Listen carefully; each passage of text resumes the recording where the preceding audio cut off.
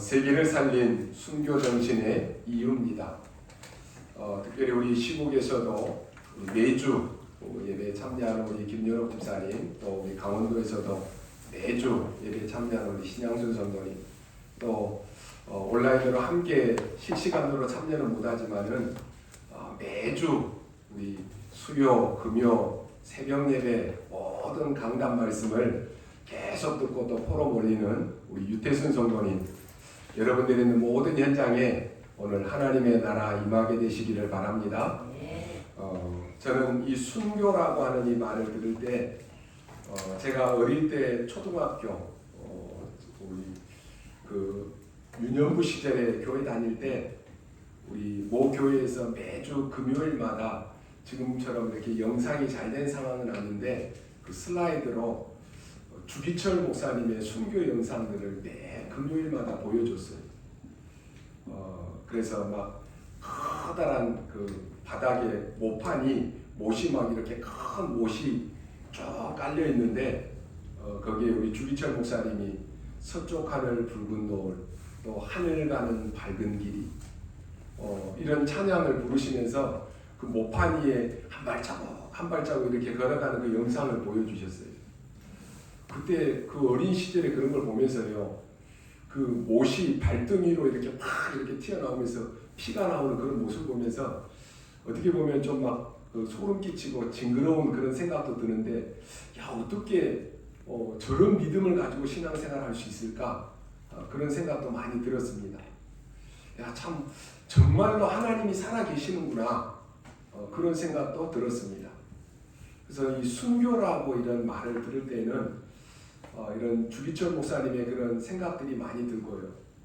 또 그 손양호 목사님, 제가 어렸을 때 신앙생활했던 그 배경들이 이분들이 목회했던 그 지역이기 때문에 이 손양호 목사님이나 주기철 목사님, 또 저희 모교회 같으면은 이기풍 목사님, 이런 분들의 순교했던 그런 생각들이 많이 듭니다. 제가 목회하기 전에는 그런 생각을 안 했는데 목회하면서는 나도 이분들처럼 순교하는, 주를 위해서 한평생 순교하는 그러한 목회를 해야 되겠다, 그런 생각도 많이 했는데 참 대단하다, 그런 생각도 많이 듭니다.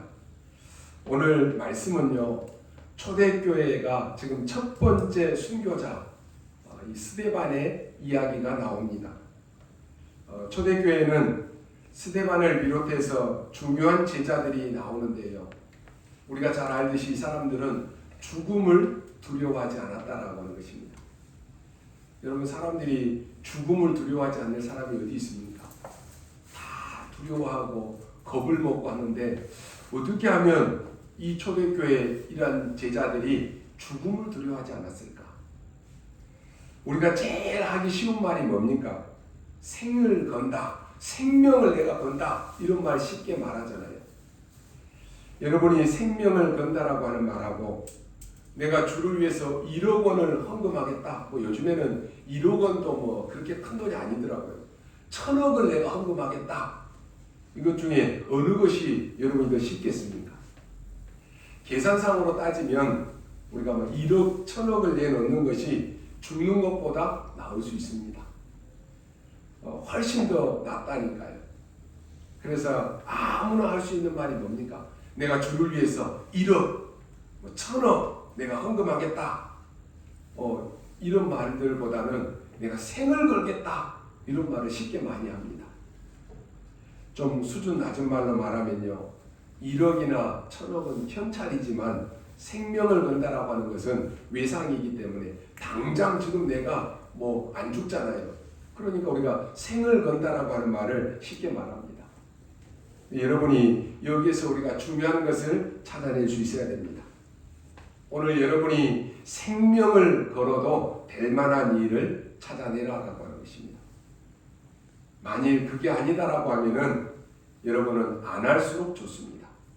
내가 인생을 살면서 생을 걸 만한 일이 아닌데 거기에 내가 올인을 하고 거기에 내가 투자를 한다, 안 할수록 좋다니까요. 생을 걸 만한 가치 있는 것, 이거 찾아내는 것이 중요한 일이 되어지는 것입니다. 우리 렘넌트들이 앞으로 일할 때도 마찬가지입니다. 또 우리 렘넌트들이 앞으로 결혼할 때도 생명을 걸 만한 그런 사람을 찾아야 됩니다.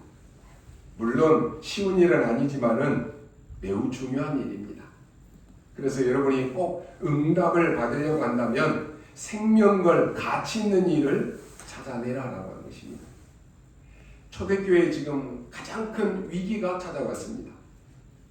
예수 믿는 사람들을 찾아가서 집에 있는 사람을 잡아다가 옥에 가둔 것입니다.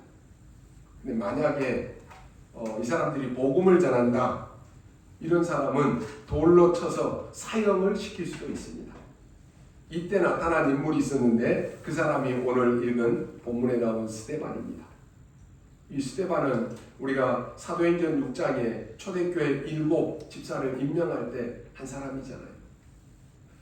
저는 그 7 집사들 가운데요, 그때 그 어려움 가운데 7 집사를 세웠는데 그 7명의 이름 가운데 2사람, 스데반과 빌립 집사 외에는 나머지 사람들은 그 뒤에 이름이 나오지도 않아요. 중직으로 임명이 됐는데도 이 사람들이 어떤 사역을 했는지 이름이 안 나온다니까요. 이 스데반과 빌립은 계속 이름이 나옵니다. 오늘 여러분들이요, 물론 쉬운 일은 아니겠지만 중요한 일을 우리가 꼭 붙잡아야 됩니다. 예수 믿는 사람을 찾아가서 이런 위기가 왔을 때 스데반은 우리가 잘 알듯이 중직자였습니다. 이 사람이 지금 위기 속에서도 다른 사람들은 다 지금 도망가고 위기가 오니까 어때요? 다 숨고 그럴 거 아닙니까? 근데 일부러 나타나서 자기 신앙을 간증합니다. 또 그들이 무슨 잘못이 있다라고 하는 것을 얘기해 줍니다. 그리고 나서 어떻게 돼요? 돌에 맞아 죽습니다. 지금까지 역사에서 가장 짧게 복음을 전하고 죽은 사람이 스데반입니다. 그런데 지금까지 가장 큰 영향을 준 사람이 누구냐? 또한 스데반입니다. 그 당시 돌로 칠 때에 스데반이 돌에 맞아 죽을 때 그냥 친 것이 아닙니다. 사람들이 너는 죄인이니까 돌에 맞아 죽어도 된다 라고 할 때 법이 있습니다. 돌로 제일 먼저 치는 사람이 옷을 벗습니다. 그리고 옆에 있는 사람에게 그 옷을 벗어서 주는 것입니다. 그리고 죽어는 이제 돌로 쳐서 죽입니다. 이때 돌로 먼저 친 사람의 옷을 벗어서 주면은 누가 벗어서 누구에게 줬다라고 하는 것을 법이기 때문에 기록으로 남깁니다. 말씀에는 돌로 친 사람의 이름은 누군지 기록되어지지 않습니다. 그런데 그 옷을 벗어서 준 사람, 그 받은 사람이 누구냐? 사울이다라고 기록하고 있습니다. 이 사울은 우리가 잘 알듯이 훗날 세계복음화의 주역이 된 바울입니다. 겉옷을 받았다라고 하는 것은 무엇을 말하느냐? 법적으로 이 사람은 돌을 던져서 죽여도 된다라고 하는 그러한 증인이기 때문에 옷을 벗어서 받았다라고 하는 것입니다. 바울이 나중에 세계를 바꾼 그러한 전도자가 되잖아요. 그때만 해도 이런 역사가 일어날 줄 누가 알았겠습니까? 그 돌로 던진 사람의 증인으로 섰던 바울이 세계복음화의 주역이 됐다. 누가 알겠어요? 저는 어릴 때 신앙생활하면서 제가 목사가 될 거라고는 아무 생각도 안 했어요. 지금도 제가 목회를 하면서도 저를 아는 사람들을 만나면 야, 네가 목사가 될 줄은 꿈에도 몰랐다. 그런 생각을 해요. 근데 제가 목사가 되기 전에 늘 목사가 되고 늘 기도하는 것이 있어요. 우리 아이들이 조그마한 꼬맹이였을 때도 사모님이 우리 아이들에게 늘 시켰어요. 아빠가 세계복음하는 목사 되게 해달라고. 근데 세계복음하는 교단에 세계복음하고 있더라고요. 누가 이렇게 될지 알았겠습니까? 아무도 모르는 거예요. 어떤 분은 그래요. 예수 믿는 사람들이 전도하러 오면요, 여러분 전도하는 사람들을 핍박했던 사람 가운데 여러분들 한 사람도 있을 것입니다. 근데 내가 예수를 믿고 내가 복음 전하는 전도자가 됐다.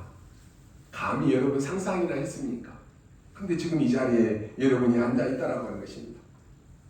최고의 인물이 이 일에 사용된 인물이 스데반입니다. 우리는 가끔 가다가 염려도 많이 합니다. 또 우리는 두려움에 빠지기도 합니다. 미래가 불안하니까 미래에 대해서도 걱정합니다. 오늘 여러분이 언약 잡으시기 바랍니다. 언약 잡은 여러분은 걱정할 필요가 아무것도 없습니다. 베드로전서 5장 7절 8절의 말씀에 보니까 사단은 여러분을 절대로 이길 수 없습니다. 사단은 여러분을 건드릴 수 없다라고 하는 것도 잘 알고 있습니다. 이 사단은 여러분을 절대로 이길 수 없다니까요. 이것을 알기 때문에 어떻게 합니까? 여러분을 계속해서 방해하는 것입니다. 언제 방해합니까? 여러분이 염려할 때입니다. 여러분이 걱정할 때 사단이 야, 이 틈이다 라고 해서 여러분을 속입니다. 순간순간 우리는 살아가면서 염려도 되고 걱정도 되고 불안이 찾아올 때도 얼마나 많습니까? 그때마다 여러분이 말씀의 언약을 딱 붙잡고 그리스도 이름으로 여러분의 염려와 걱정과 두려움을 완전히 물리치시기 바랍니다. 그리스도 이름의 능력입니다. 그래서 베드로전서 5장 7절 8절을 말씀해 보니까 너희 염려를 버려라 이렇게 말씀하지 않고 너희 염려를 주께 맡겨라 이렇게 말씀합니다. 굉장히 중요한 말씀입니다. 여러분이 정말 어려움을 당하는데 그걸 사람에게 맡기면 어떻게 되겠습니까? 그게 안 되잖아요. 그래서 주께 맡겨라 그랬습니다. 그러면서 하는 말이 뒤에 너희 대적 마귀는 우는 사자같이 두루다니며 삼킬 자를 찾는다라고 말씀합니다. 우리가 잘 아는 말씀처럼 욥기 3장 25절에 보니까 욥은 늘 염려하는 부분이 있었습니다. 매일같이 잔치를 베풀면서 자식들을 위해서 제사를 드리는 거예요. 왜요? 혹시나 우리 아들이 나가서 무슨 일이 생기면 어떻게 할까? 무슨 사고가 나면 어떻게 할까? 그 염려가 늘 있었던 거예요. 근데 사단은 그 부분을 공격한 것입니다. 여러분의 마음과 여러분의 생각이 지금 어디에 있습니까? 그 마음, 생각대로 응답 오는 것이에요. 순간순간 우리에게 염려도 오고 걱정도 오고 막 미래에 대한 두려움도 옵니다. 그때마다 언약 딱 붙잡고 믿음으로 결단하고 믿음으로 선포하고 믿음으로 도전하십시오. 그래야 돼요. 염려에 막 빠지고요. 막 불신앙의 생각 속에 빠지면 어떻게 해요? 계속해서 막 그 염려 속에서 헤매이는 거예요. 심지어는 자다가 막 꿈에도 나와요. 꿈속에서도 막 악몽을 꾼다니까요. 여러분도 모르는 사이에 사단은 그 부분을 공격해 들어옵니다. 우리도 모르는 사이에 나에게 응답이 오기도 전에 진짜 응답이 먼저 오는데 그게 뭐냐? 바로 나에게 영적 세계와 보좌의 세계가 먼저 딱 만들어지는 것입니다. 이게 중요합니다. 큰 재앙이 오기 전에 뭐가 먼저 오느냐? 흑암 세계가 먼저 만들어진다니까요. 그래서 지금 여러분이 오늘 불신자들은 예배드리는 시간도 모르고 주일이 뭔지도 모르고 막 자기 마음대로 돌아다니는데 이 영적 세계를 알기 때문에 오늘 우리가 모여서 예배드리는 것입니다. 성경은 뭐라고 말씀합니까? 우리에게 우리 생각대로 되고 말하는 대로 되기 때문에 야, 너 말 조심해라 이렇게 말하잖아요. 왜요? 이게 만들어진다니까요. 참 어릴 때 우리 그 막 어른들이 하는 얘기 들어보면 막 아들 자식인데도 막 그냥 욕을 하는데 이게 진짜 입에 담지도 못할 욕들을 하잖아요. 근데 그게 막 나빠서 하는 게 아니라 습관적으로 나오는 거예요. 그 뭐 저주를 퍼붓는 욕인데 자기 자식들한테 그냥 습관적으로 내뱉는다니까요. 그럼 어떻게 되겠어요? 그대로 응답되는 거예요. 오늘 언약 가진 여러분들은요, 여러분의 자녀들에게도 여러분의 모든 사람에게도 여러분 축복의 말을 부으십시오. 그 응답은 나에게 돌아오는 거예요. 오늘 스데반이 세계를 바꿨는데요, 자기가 헌신하는데 담대히 한 것입니다. 오늘 우선 우리가 5가지를 먼저 스데반은 알고 있었는데 그게 뭔가를 좀 살펴볼 필요가 있습니다. 지도자들이 영적으로 무지해서 죽어가는 것을 모르고 있었다라고 하는 것입니다. 그때 스데반이 그 말을 해준 것입니다. 지금도 마찬가지입니다. 애굽이나 그 강대국들이 지금 우상 숭배하고 정복하고 싸우는 것이 그게 바로 재앙을 몰고 오는 길이다라고 하는 것을 아무도 모르는 것이 전부 지금 재앙 속에 빠져 있습니다. 그렇다면 왜 그것을 두려워합니까? 한번 여러분 생각해 보세요. 경찰이 도둑놈을 두려워하면 되겠습니까? 요즘 도둑놈들을 두려워하는 법관도 있고 국회의원도 있고 그러는데요. 그럼 왜 그래요? 자기가 나쁜 짓을 했기 때문에 두려워하는 거예요. 우리가 나쁜 짓을 하면은요, 경찰 보면 막 두려워하잖아요. 경찰이 도둑놈을 두려워하면 되겠느냐라고 하는 것이. 그런데 뭐 몰래 돈을 먹었다든지 그러면 두려워하는 거예요. 지금 스데반과 초대교회 성도들은 그 핍박에 두려워할 이유가 아무것도 없는 것입니다. 여러분 기억하시기 바랍니다. 여러분이 사단을 두려워할 이유가 아무것도 없습니다. 처음에 우리가 복음 전하다 보면 많은 사람들이요 막 사단을 굉장히 두려워해요. 복음 듣고도 막 계속 사단이 어쩌고 사단이 어쩌고 사단을 굉장히 두려워한다니까요. 오늘 말씀 받는 여러분 모두가 사단을 두려워하지 마시기 바랍니다. 사단이 여러분을 두려워하는 존재가 되어야 돼요. 야, 저 사람 속에 예수 그리스도의 영이 있구나. 사단이 벌벌벌 떨어야 된다니까요. 여러분이 사단을 두려워할 이유가 아무것도 없습니다. 두 번째가 뭡니까? 종교 지도자들이 굉장히 영적으로 무지해 있었다라고 하는 것입니다. 왜 그걸 두려워합니까? 전혀 두려워할 필요가 없습니다. 성경은 여러분을 보고 뭐라고 말씀합니까? 두려워하라 그랬습니까? 아니요. 두려워하지 말라 그랬습니다. 우리 이번에 원단에 주신 말씀도 여호와께서 친히 너희를 위하여 싸우시리라 그 이전에 주신 말씀이 뭐예요? 두려워하지 말아라. 왜요? 여호와께서 친히 싸우실 것이니까. 성경에는 두려워하지 말아라. 걱정할 것이 없다. 담대하라. 염려하라. 이런 말씀이요 365번이나 나옵니다. 그렇다면 오늘 여러분이 하루도 염려할 필요 없다라고 하는 것이. 바울은 뭐라고 합니까? 아무것도 염려하지 말라. 모든 지각에 뛰어난 하나님의 평강이 너희 마음과 생각을 지키시리라 라고 말씀합니다. 오늘 말씀 받는 여러분 가운데 혹여나 예배드리기 전에 두려워하는 마음이 있었습니까? 걱정하는 마음, 염려하는 마음 가지고 있었습니까? 오늘 말씀 받는 이 시간에 모든 두려움을 떨쳐내시기 바랍니다. 모든 염려를 그리스도께 맡기시기 바랍니다. 우리는 벌써 두려움이 생기고 염려가 생기면요 뇌가 벌써 작업이 달라집니다. 다르게 보인다니까요. 두려워하지 마시기 바랍니다. 세 번째 뭡니까? 뭐를 알고 있었습니까? 이제 조금 있으면 감람산에서 메시지를 듣지 않습니까? 어떻게 이스라엘이 멸망할 것이고 어떻게 유대 나라가 멸망할 것이며 그렇기 때문에 너희들은 어떻게 대비하라. 땅 끝까지 가라. 완전히 감람산에서 답을 찾은 것입니다. 여러분이 오늘 예배 속에서 말씀 속에서 답을 찾으시기 바랍니다. 그러면 두려워할 이유가 아무것도 없는 것이. 여러분에게 어떤 핍박과 어떤 위기가 와도 두려워할 이유가 없습니다. 아시겠습니까? 여러분이 자꾸만 염려한다. 그러면 그 틈을 사단이 건드리는 것입니다. 여러분을 이기지 못하는 줄 알면서 사단이 건드린다니까요. 흑암은 여러분을 이기지 못합니다. 흑암은 빛을 이기지 못합니다. 사단은 하나님의 자녀인 여러분을 이기지 못한다니까요. 지옥 배경 여러분을 이기지 못하는 것이 저주 재앙이 여러분을 이기지 못합니다. 그래서 두려워할 이유가 없습니다. 네 번째 스데반은 이유를 알고 있었습니다. 그게 뭡니까? 감람산에서 마가다락방에서 보호자의 축복과 보호자의 배경을 체험하는 것입니다. 그거 하려고 오늘 우리가 예배에 모인 것입니다. 우리는 보호자의 축복을 누리는데 이 시간이 바로 보호자의 축복을 누리는 시간이 만들어지는 시간이다라고 하는 것입니다.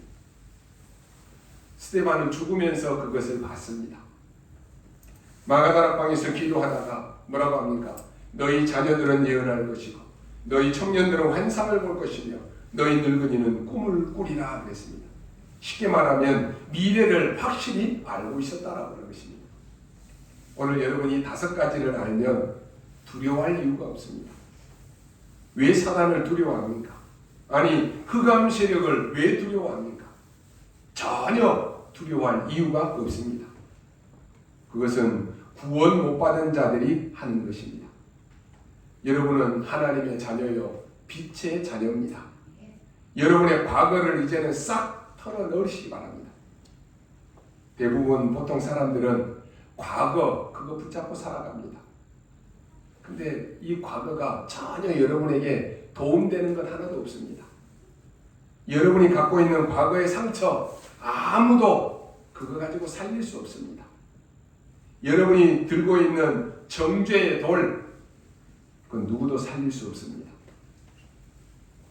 저는 예전에 율법적인 그런 교회에서 신앙생활하면서 교회 안에 막 누가 잘못했다 그래가지고 막 싸우는 거 많이 봤습니다.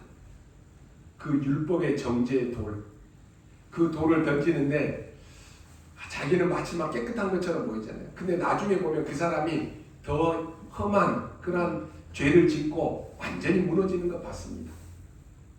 오늘 그 율법의 정죄의 돌, 이것은 누구도 여러분이 살릴 수 없다라고 하는 것 여러분 아셔야 됩니다. 여러분이 갖고 있는 불신앙이 있다라고 하면은 그 불신앙은 어떤 사람에게도 도움되지 않습니다. 그래서 저는 우리 교회 우리 모든 성도들이 모임이나 어떤 곳에서도 불신앙은 처음부터 꺼내지 말라라고 말씀드렸습니다. 왜요? 그 시작이 그게요 알게 모르게 막 품고 들어간다니까요. 불신앙하면 처음부터 여러분이 딱 잘라버리십시오. 근데 불신앙 얘기하면 듣기는 좋잖아요. 막. 신앙 얘기하면 귀를 닫는데 불신앙 얘기하면 귀가 쫑긋해진다니까요. 제가 간혹 가다가 우리 목사님들이랑 누구 모임이 있어갖고 뭐 카페나 이런 식당 같은 데 앉아서 보면은 권사님 막 집사님 해가면서 얘기 들어보면은 신앙의 얘기가 아니라 누가 어떻고 그런 얘기예요. 아직도 이러고 있구나. 전혀 여러분 그건 사람에게 도움이 되지 않습니다. 그럼 오늘 본문은 여러분이 잘 알고 계십니다. 스데반이 만약에 조금 부드럽게 말을 좀 돌려서 얘기했다라고 하면은 스데반은 아마 죽지 않았을 수도 있습니다.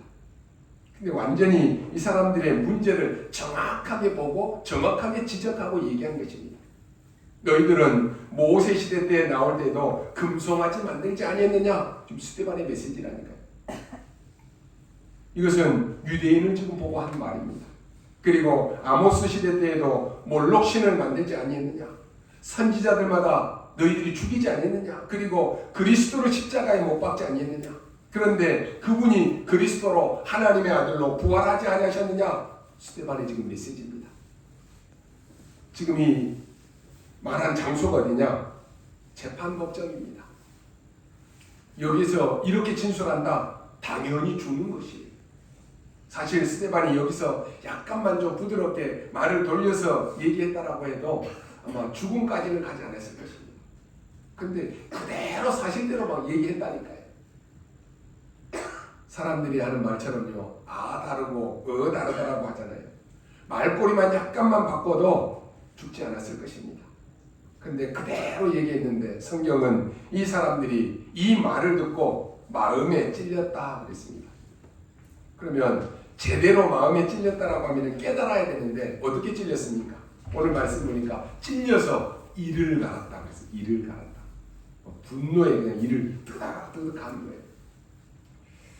여러분 옛날에 우리 지금 단체에서 그 막 합수 훈련이라든지 새가족 훈련이라든지 이럴 때 막 우리 한 1박 2일, 2박 3일 막 합숙해서 같이 자잖아요. 그러면 뭐 같은 방에 모르는 사람끼리 많이 같이 잡니다. 저도 이렇게 막 모르는 사람들하고 같이 이렇게 자면서 훈련 받다 보니까 막 뭐 코를 고는 사람, 막 이를 갈고 가는 사람 막 다 있어요. 그 막 이를 막 갈고 자는 사람이 많다니까요. 그럼 어때요? 이를 가는 사람하고 같이 자면 밤에 한숨도 잠을 못 자요. 오늘 이 사람들이요 이를 갈면서 달려들었다라고 하는 거죠. 근데 여러분 사람이 완전히 정신이 돌아버리고 미쳐버리면 이렇게 됩니다. 그러니 자기들이 지금 어떤 행동을 하는지도 전혀 모르는 거예요. 돌로 때리면서 스데반을 죽였다니까요. 근데 성경에 보니까 오늘 중요한 단어가 나왔습니다. 제일 마지막에 스데반이 돌에 맞아서 죽었다 이렇게 된 것이 아니라 뭐라고 했습니까? 잔이라 그랬습니다. 이게 중요합니다. 잤다라고 하는 것은 죽지 않았다라고 하는 것이. 여러분이요, 하나님의 자녀는 죽는 것이 아닙니다. 그죠? 자는 것이. 우리가 어젯밤에 다 주무셨잖아요. 자고 아침에 어떻게 해요? 또 일어났잖아요. 우리가 죽음도 마찬가지입니다. 우리가 자는 것처럼 자고 일어나면 우리가 천국의 하나님의 품에 가 있는 것이. 그 죽음은 끝이 아니에요. 오늘 여러분이 이 언약을 딱 붙잡으셔야 돼요. 사실 스데반 때문에 오늘 우리 교회도 생겨나는 것입니다. 스데반의 일로 큰 문제가 생겨서 흩어졌는데 그 사람들이 중직자들이 모여서 만든 교회가 어디입니까? 안디옥 교회입니다. 안디옥 교회에서 바울을 파송했습니다. 바울은 세계복음화에 나섰고 그 복음이 전 세계로 퍼져서 미국으로, 유럽으로, 호주로 다 퍼졌어요. 그 복음이 한국으로 들어온 것입니다. 그러면서 우리 한국이 지금 6번째로 대국에 올라섰다니까요. 전 세계 나라에서 6번째다 어마어마하잖아요.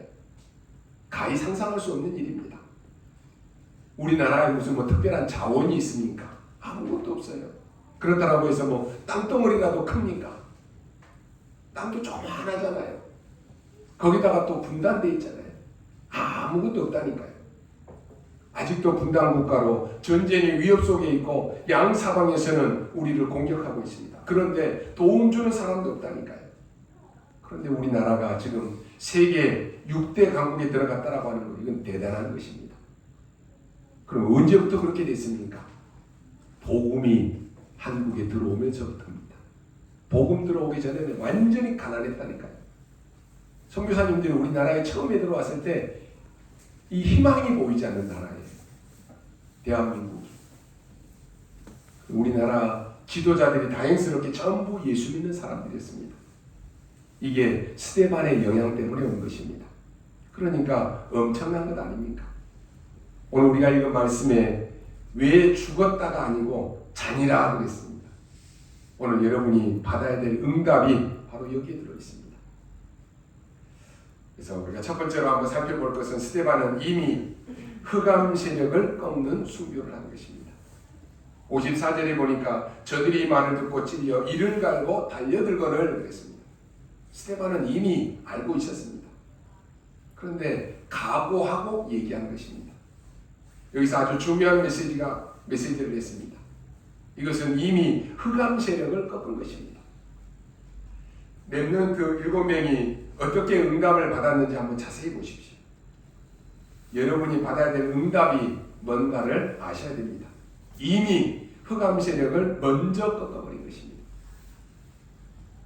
여러분 전도하기 전에 흑암 세력이 먼저 꺾여야 됩니다. 여러분의 집안에 영적 싸움할 때 흑암 세력이 먼저 꺾여야 됩니다. 요셉을 보면 형들이 날 팔 것이다가 아니고 하나님이 나를 앞서 보내신 것이다 그랬습니다.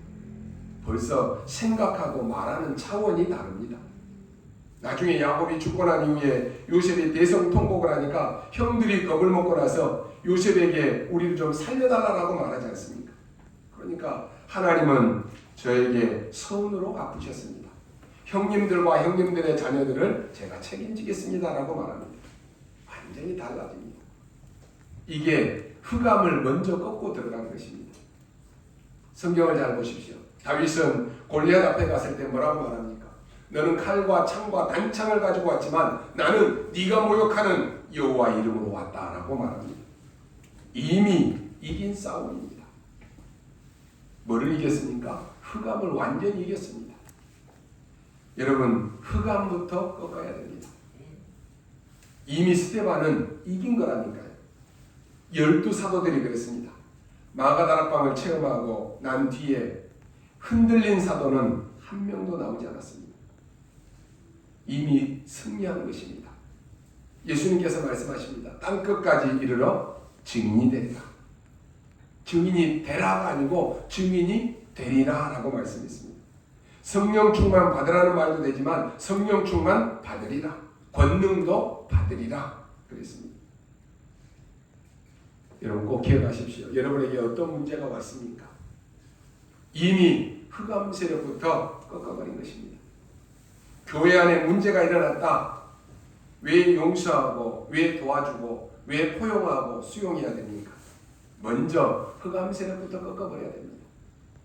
정죄의 도를 가지고, 율법의 눈을 가지고 이게 잘못이다 저게 잘못이다 막 칼로 자르다 보면 완전히 분열이 일어나요. 교회 안에 싸움이 일어난다니까요. 왜 어쩔 때는 여러분이 잘못된 사람도 양보하고 도와주고 깨닫게 만들어줘야 됩니까? 왜 기다려야 됩니까? 흑암 세력부터 꺾여야 되기 때문에 그렇습니다. 초대교회 중직자들 못 말렸습니다. 이 사람들은 이미 답을 갖고 있었습니다. 오늘 여러분 답을 가지고 계십니까? 여러분을 이길 자 없습니다. 앞에서 말한 5가지 답을 가지고 있었기 때문에 환난이 일어나면 도망가야 될 것인데, 숨어야 될 것인데, 그런데 오히려 모였다니까요. 그게 안디옥 교회입니다. 두 번째, 스데반은 어째서 잔다라고 말합니까? 반드시 이길 영적 배경을 가지고 있는 순교자입니다. 56절에 보니까 하늘 문이 열렸다고 그랬습니다. 놀랍게도 예수님께서 하나님의 우편에 서 계셨습니다. 그 순간에 그것도 예수님께서 하나님 우편에 서 계셨다고 그랬습니다. 모든 성경은 예수님이 하늘 우편에 앉으셨다라고 되어 있는데 여기서는 서 있었다라고 말씀합니다. 그럼 왜 서 있었습니까? 하나님은 여러분이 고난당할 때 여러분 곁에 서 계셔서 여러분을 지키고 계신다라고 하는 말씀입니다. 여러분 혼자가 아닙니다. 늘 우리가 위드, 임마누엘, 원네스 이건 막 입으로는 고백하는데 순간 여러분에게 문제하고 어려움이 오면 어때요? 나는 혼자인가 보다. 하나님도 내 마음을 모르시나 보다. 내 기도는 안 들으시는가 보다. 창세기 3장으로 또 돌아가가지고 염려하고 불신앙하고 또 그런다니까요. 아니요. 여러분이 고난당할 때 주님께서는 여러분 곁에 서 계셔서 여러분을 지키시고 보호하시고 인도하십니다. 전도자들이 걸음을 옮길 때마다, 많은 어려움이 올 때마다, 여러분이 위태한 길에 빠질 때마다 주님께서는 서서 여러분을 응원하고 여러분에게 힘을 주신다라고 하는 말씀입니다. 모든 성경은 그렇게 우리에게 말씀해주고 있습니다. 그래서 예수님께서 보호자의 우편에 서 계신 것을 이 스데반이 본 것입니다. 예수님이 응원해 주는데 얼마나 힘이 나겠어요. 그죠? 여러분이 어려운 가운데 위기 속에 있는데 예수님이 여러분에게 서서 응원하고 있다. 얼마나 힘이 됩니까? 우리 스포츠 하는 선수들 보면 막 축구나 야구 이런 선수들 보면 관중들이 막 응원하면 힘이 난다는 거잖아요. 코로나 때는 응원이 없으니까 해도 힘이 별로 안 났대요. 근데 응원을 관중석에 하니까 자기도 모르는 힘이 막 나온다는 거예요. 예수님이 여러분이 위기와 어려움 속에 있을 때 서서 여러분을 막 응원하고 있다. 야, 집사야 힘내라. 장로야 힘내라. 권사야 힘내라. 응원하고 있으면 어때요? 힘이 나는 거예요. 아무도 말릴 수가 없습니다. 이 순교는요 그냥 순교가 아닙니다. 이미 보좌에 어마어마한 비경을 가지고 있는 그러한 사람의 행위요 순교입니다. 더 중요한 것은 세 번째입니다. 사느냐 죽느냐 그게 문제가 아닙니다. 사람은 언젠가는 죽습니다. 누구나 한 번은 갑니다. 그래서 우리는 시한부 인생입니다. 이게 문제가 아니고 뭘 알고 있었느냐라고 하는 것이. 이 뒤에 오는 결과와 결론을 알고 있었습니다. 예수님이 말씀하셨습니다. 땅끝까지 이르러 증인이 되리라. 렘넌트 7명이 다 그랬습니다. 이것은 여러분 그냥 응답이 아닙니다. 렘넌트 7명이 흔들리지 않는 이유가 뭡니까? 위기에서도 이긴 이유가 뭡니까? 벌써 끝을 알고 있었다라고 하는 것입니다. 만인이 여러분이 불신앙의 소리를 저질러도 여러분 가나안 땅은 들어가게 되어 있습니다. 그걸 알고 있었던 것입니다. 누가 뭐라고 해도 언약은 반드시 회복되는 것입니다. 그걸 다윗이 알고 있었다니까요. 여러분이 어려움 당했을 때는 여러분이 잡은 언약은 천년의 응답으로 나타나는 것입니다. 정확하게 계산을 따지면 1000년도 넘습니다. 모세가 받은 응답이 1000년만 되겠습니까? 더 된다니까요. 짧은 인생으로 복음 하나 전하고 죽은 이 스데반의 응답은 1000년이 넘습니다. 지금까지 역사가 일어나고 있잖아요. 오늘 지금 우리가 또 얘기하고 있잖아요. 여러분이 기도하는 것은 응답만 오는 것이 아니고 여러분이 이 땅을 떠난 이후에 더 큰 역사가 일어나는 것입니다. 그래서 우리가 언약 잡고 이 언약의 여정을 가다가 이 언약의 발자취를 남기는 것 얼마나 중요합니까? 무슨 일이 벌어졌습니까? 이 예수 믿는 사람을 잡아 죽이는 대장이 누구였습니까? 바울이었다니까요. 바울이 예수 믿는 사람을 잡으러 갔습니다. 여러분 아시다시피 바울이 다메섹에서 거기에서 하늘에서 빛이 내려집니다. 보통 사람 같으면 사람들을 통해서 전도하는데 바울은 특별한 인물이기 때문에 하나님이 바로 빛으로 역사하셔서 바울을 완전히 꺾어버렸습니다. 그때 사울아 사울아라고 부르니까 누구십니까? 라고 묻잖아요. 그때 하늘에서 음성이 들리기를 나는 네가 핍박하는 예수다라고 말합니다. 바울은 거기에서 완전히 무릎을 꿇습니다. 이때 바울이 첫 번째로 든 생각 누구였겠습니까? 아마 스데반이었을 것입니다. 스데반을 죽인 것을 마땅히 여기고 그 스데반을 죽여야 된다라고 하는 일의 증인이 바울이었잖아요. 바울이 스데반을 핍박했는데 오늘 예수님께서 누구십니까? 라고 하니까 나는 네가 핍박하는 예수다 그랬다니까요. 여러분 복음 가진 여러분을 핍박하는 것은 그리스도를 핍박하는 것과 똑같습니다. 잘 기억하십시오. 여러분 복음 가진 여러분을 핍박하는 것은 그리스도를 핍박하는 것과 같아요. 그러니까 여러분이 거기에 대해서 막 대꾸하고 싸울 필요도 없어요.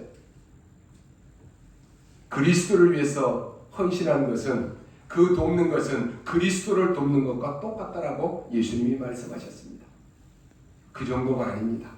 큰 환란이 일어나니까 예수 믿는 사람들을 잡아 가두고 난리가 나니까 다 흩어졌잖아요. 이 흩어진 자들이 모였습니다. 그냥 모인 것이 아니라 세계복음할 교회를 만든 것입니다. 그게 바로 안디옥 교회입니다.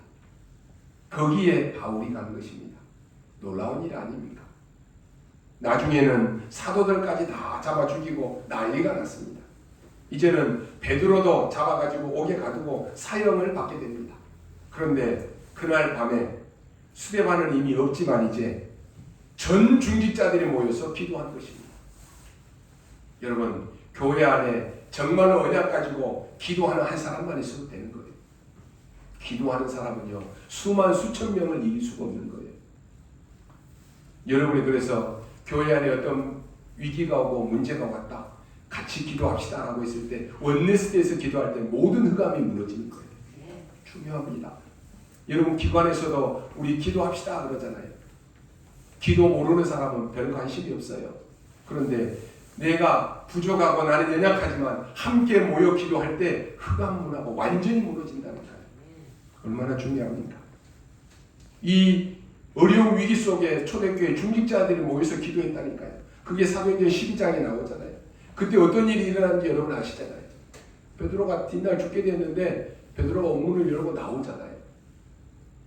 저는 확신하는 게요. 지금도 성삼위 하나님의 역사는 눈에 보이지 않게 역사하고 계시는 줄 믿습니다.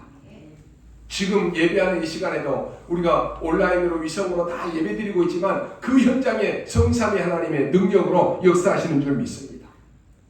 헤롯 왕을 불러간 그 사자는 지금도 있다니까요.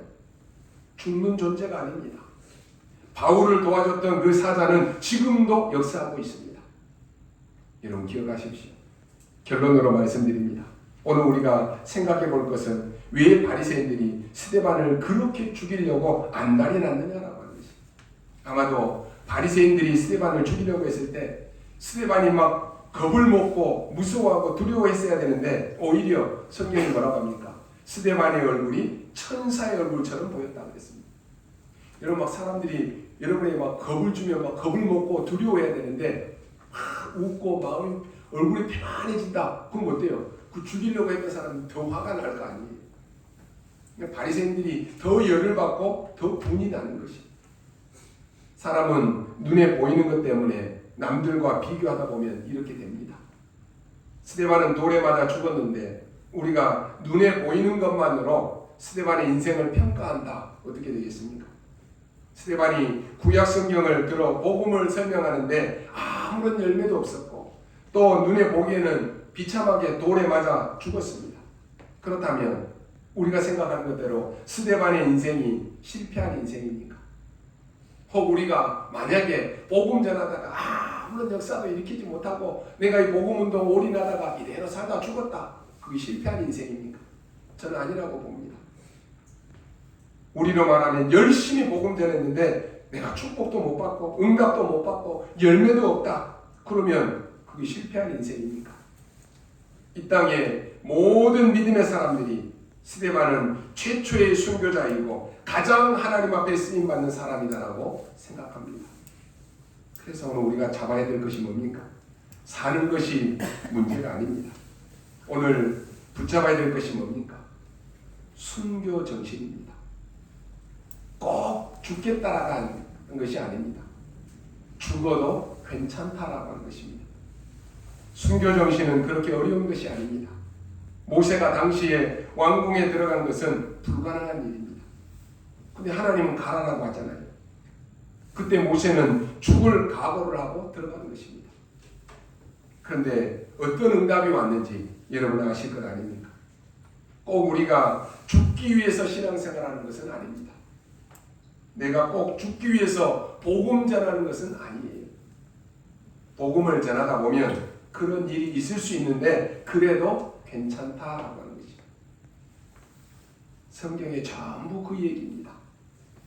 바벨론에서 죽어도 괜찮다고 그랬습니다. 여러분 이 순교 정신은요 세계를 바꿉니다. 우리나라도 일제 때나 6.25 때 나라를 살린 사람들이 누구였습니까? 죽기를 각오한 사람입니다. 지금 우리가 이 복음이 지금까지 전해진 그 이유가 뭡니까? 순교를 각오하고 목숨을 잃고 생명을 바칠 그 각오로 복음을 전하고 죽은 것 때문에 우리가 지금까지 복음의 언약을 누릴 수 있는 것입니다. 죽기를 각오하는 것은 우리가 심각한 단어인데 이걸 매일 쓸 수는 없지만 매일 응답은 올 수 있습니다. 오늘 여러분이 이 응답을 딱 잡으시기 바랍니다. 두려워하지 말라. 죽음을 두려워하지 말라. 위기를 두려워하지 말라. 말씀입니다. 우리는 어마어마한 배경 가지고 있습니다. 그래서 두려워할 이유가 없습니다. 왜 이런 메시지를 성경에 담아놨습니까? 많은 여러분 앞에 위기 올 가능성이 있기 때문에 그렇습니다. 두려워해야 할 가능성이 있기 때문에 그렇습니다. 세계적으로 국가적으로도 많은 위기 남아 있습니다. 이제 여러분이 언약 가지고 제대로 된 기도 시작해야 됩니다. 이번 한 주간에도 여러분이 순교 정신으로 하나님이 여러분에게 주신 새 은혜 받는 그런 주간 되시기를 주님의 이름으로 축원합니다. 기도하겠습니다. 하나님 은혜를 감사합니다. 오늘 우리가 스데반 그 한 사람 때문에 세계가 살아난 것처럼 오늘 우리에게 참된 언약을 가지고 가정을 살리고 교회를 살리고 나라와 민족 살리는 증인되게 하여 주옵소서. 이미 흑암 세력을 이긴 놀라운 배경으로 세계 살리는 증인되게 하여 주옵소서.